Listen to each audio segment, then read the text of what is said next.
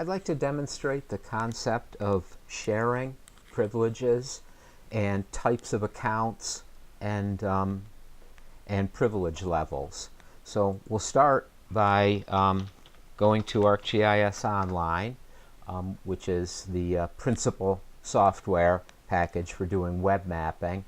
And I'm going to sign in. The computer remembers, because I asked it to, what my account is. And the first screen I see is something called My Organization. An organization is a license holding entity in the ESRI ARC world. The college at Brockport holds a license, a campus license for the desktop and online versions of this software. And because we have a license, we're considered an organization, and it is possible then to have a very high level of privileges and capabilities having an institutional license. I can and have added people to the membership of our organization. We have a person from ITS, myself, and a graduate student right now who are quote-unquote full members of the organization, and they have full privileges. Therefore, primarily the privileges are the ability to do complex geographic analysis inside of ArcGIS Online, analyses that are generally considered to be part of a powerful desktop application, and also people who are organizational members get to put data up into the cloud and actually store data in the cloud. Both of those activities, storing data in the cloud and doing complicated analyses which require substantial computer power, both have a cost, so to speak, in computing power, in data storage or something, and therefore ESRI does not provide those actually for free for everybody. They only provide those to license holders. A license holder is not charged per se, but when that license holder, the new year starts and a license fee is paid, a certain number of credits are assigned to the organization, and every one of those costly activities, storing data in the cloud and doing complex analysis, each of those activities costs points against our total, and that's how it's charged.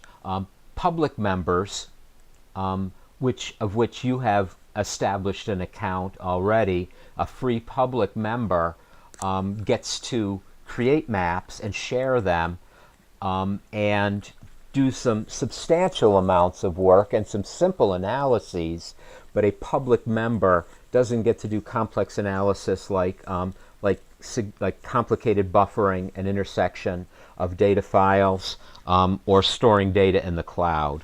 So right now you're at about a second level of privilege. First level of privilege is somebody who doesn't want to have an account at all. A second level of privilege is a public account. A third level of privilege is an organizational account, and then the highest level is being the administrator of the organization. So that explains the type of licensing and the type of privileges that are available at different levels. I'd like to give a further demonstration of the meaning of privileges by showing you some things that I have in the cloud and how they're shared and what they mean. I have here a feature layer, and for some reason it ended up not shared. I think in a previous video I left something behind. What I can do with this feature layer, and I'll explain the difference between a feature layer and a shapefile in a moment.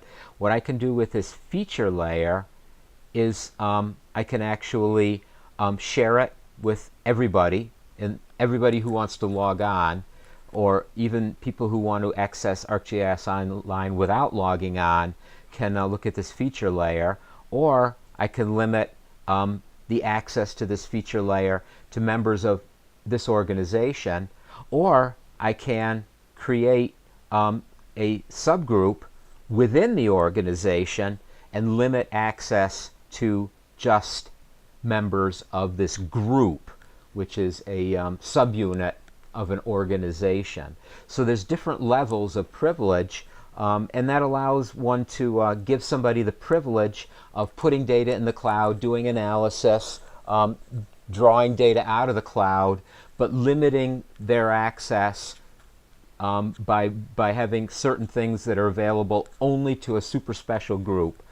In the context of a town government, perhaps the professional employees or the department heads, say, might have access to all the data, but members of citizen boards or citizens themselves of the town might only have access to a smaller amount of the data set. So it's really possible to provide control over who can view and use data sets, and that can be given to everybody, members of your organization, or members of people who, only members of your organization who've been placed inside of a special subgroup of the organization.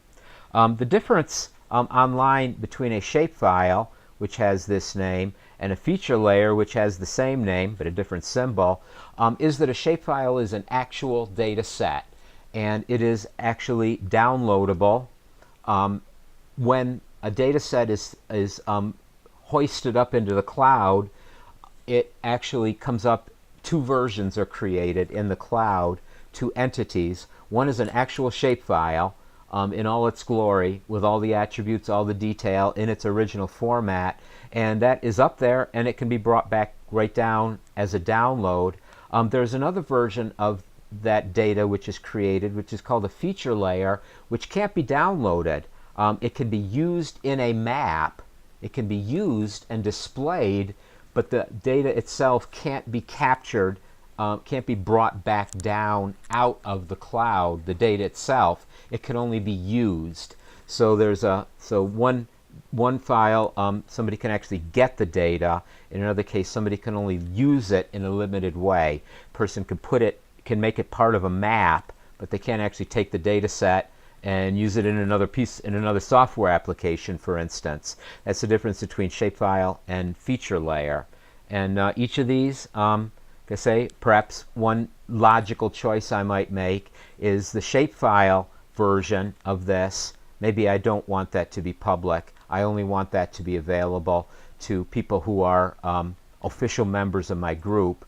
So now that's limited. Whereas the feature layer, if people want to just use this data and have it show up in their map, but not actually possess the data themselves, I can leave that for everyone. And I'm not sure why this one is not public for everybody right now. It's what I intended it for to be. And also I could limit, perhaps, just as one additional example, I could limit this particular shapefile to only members of that particular group. And I think I didn't click across quickly. I think I unclicked before I sent that out. But anyway, that's the skinny, as they say, on the idea of privileges and managing users within organizations. And the details of it are somewhat more complicated, but that's the extent of the conceptual framework of this.